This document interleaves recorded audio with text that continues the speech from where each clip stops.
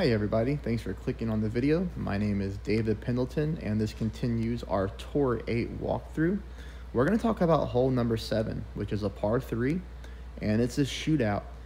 This one is probably the one that I get the most questions about when it comes to Eagle Peak as far as how to find success and consistency with this shootout hole. Now the funny thing is, when I get this hole, I'm super excited because I pretty much know in most situations I'm going to be picking up the win just because a lot of people struggle with this particular hole. But I am going to show you every wind angle you can get hit with. So don't fast forward through the video because I'm going to talk through what really it takes to dominate this hole. And like I said, again, I'll show you every single wind angle. If you're not a subscriber of the channel already, please help me out and subscribe. If you find this video helpful, if it improves your game, then please take a half a second there to click that thumbs up button. And also, I'm providing content and walkthrough for all tours and all tournaments. I'm starting with tour number 8. If you are struggling with a hole or you want to find a hole very quickly, just go to my channel, go to the playlist section, and you're going to find everything there neatly organized. That way you can find very quickly exactly what you're looking for. Also, spread my channel to your clan. I think I can teach people how to win the game at a very high rate in any tour, and this is going to help you and your team earn more clan points along the way. So when it comes to this hole, we're never going to play the right-hand side. The right-hand side comes with a lot of risk. If you hit a great shot, you could put yourself into the sand, and then you're going to be dead in the water. Also, it's extremely difficult to find consistency with the roll. It's an easy shot to hit the fairway and bounce over to the green. The only problem is when you bounce to the green, you're typically going to catch a slope. And this green rolls very heavily from the top down to the bottom. And when you catch that slope, you're normally going to be 5 yards away or more from the pin. Now, when we play from the left-hand side, there is one specific area on the fairway that you're going to line your target up at, which I'll show you. You're also going to look for something on your ball guideline that's going to let you know if you're in the right spot or not. And we're really going to be using curl to get our ball pin high and on the right-hand side of this green where there's a funnel. And as long as you catch that funnel, you're going to find yourself about a yard away from the pin almost every single time, which is going to allow you to dominate this hole.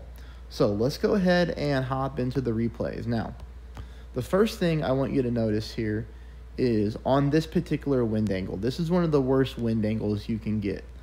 The hole is located on the right-hand side of the green, and we have the wind blowing in the opposite direction, so from right to left.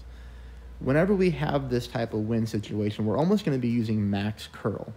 Now, keep in mind that I only use navigators on tour number 8. And if you'd like to know the reason why, or if you'd like to know my tour 8 strategy, you can definitely look at the description below and click on my Tour 8 strategy link.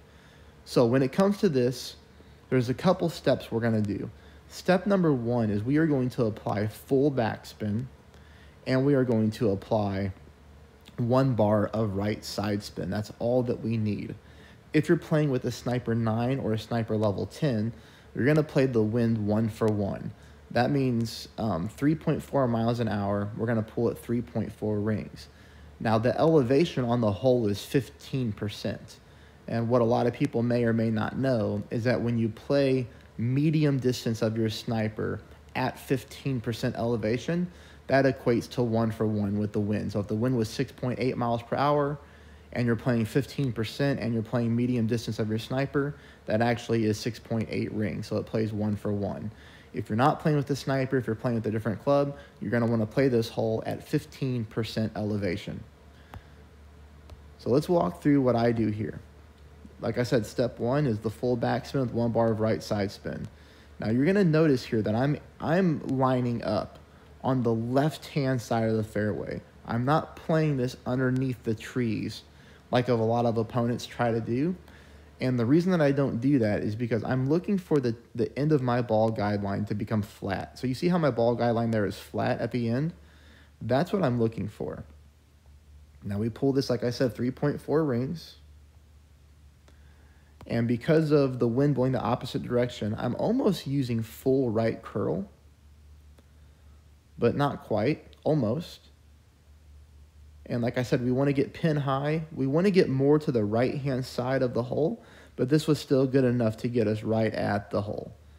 So anytime you come, within a half a yard away of any shootout, you're normally going to win. So here we go with a much higher wind, okay? Again, full backspin, 1 bar of right. And you can see there, I'm moving my target around until I find that ball guide line flat. And you see our opponent is way up here. A lot of people tend to miss this way high of the hole when it comes to tailwind. Now, I want you to notice right here that with our ball guide line being flat right here,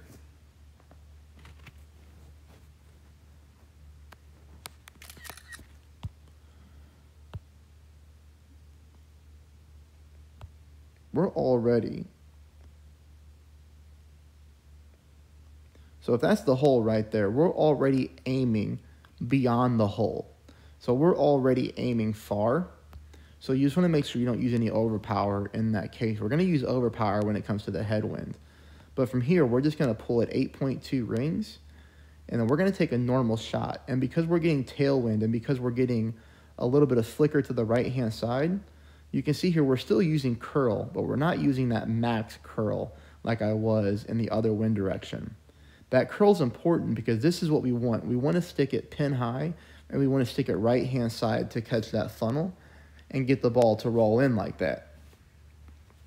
Now, you're not going to get a hole-in-one every single time, but as long as you catch the right-hand side pin high, you will find that funnel, and you're going to be right at pin on every shot, which is what you'll see. Now, this is a nasty wind here. This is tailwind, 8.5 miles an hour. And you can see here, again, I'm aiming way over here on the left-hand side. And I'm doing that because I know that I'm going to have to pull 8.5 rings. And there you can see my end of my ball guide line is flattened out again, okay? Now, when you pull this many rings, sometimes you're going to pull into these tree branches, and that's okay. As long as you adjust properly, those tree branches are not going to knock your ball down. Now, you can see here, I'm going with almost full right curl because of how high the wind is. But again, no overpower is crucial. We get back here, pin high, right-hand side, and we catch that funnel, and we almost sneak this one into the cup again. And you can see there, it's within half a yard. So this is a little bit more harder wind, more challenging, because now we're getting almost direct headwind. The nice part is only 3.8 miles per hour. Same setup, same area.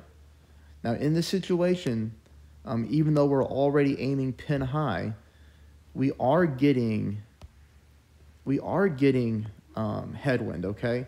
And I guess the thing that I want to explain to some people, if you're newer at the game, this is going to come in helpful. So a lot of times people think, okay, so you're starting to learn the rings and you're starting to learn the elevation. So that just means that as long as I adjust properly, my shot's going to go where I want it to. Well, sometimes that's correct, and sometimes it's not. You need to remember that when you adjust for rings and elevation, that is only for the landing spot. So what I mean is, as long as I adjust this shot properly, then my ball from the tee box to where my target is, that's all I'm adjusting for. You also have to remember that when your ball touches down, right, where you're landing, the wind is going to push you again. So the wind comes back into play.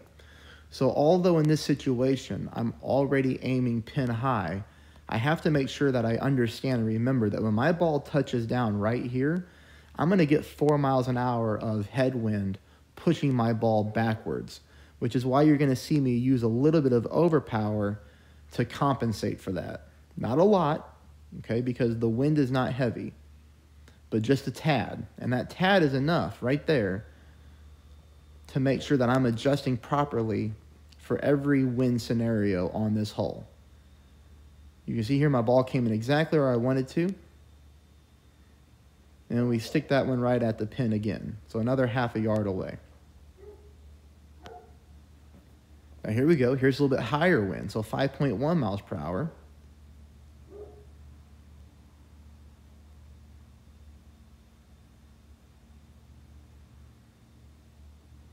And you'll see here in this situation that because we're getting, you know, a mile per hour more, he already says, well played. He thinks I'm going to win. I'm using a little bit more overpower. Now, not a lot. You don't want to go crazy with it. You're going to have to get the right feel for this hole when it comes to the overpower and when it comes to the curl. But once you get it down, you're going to love playing this hole, because you can see here, here's another one. Like, you can't get any closer than that. And this is just another headwind, you know, situation. But see here, lining up in the same area, making sure that ball guide line is flattened out.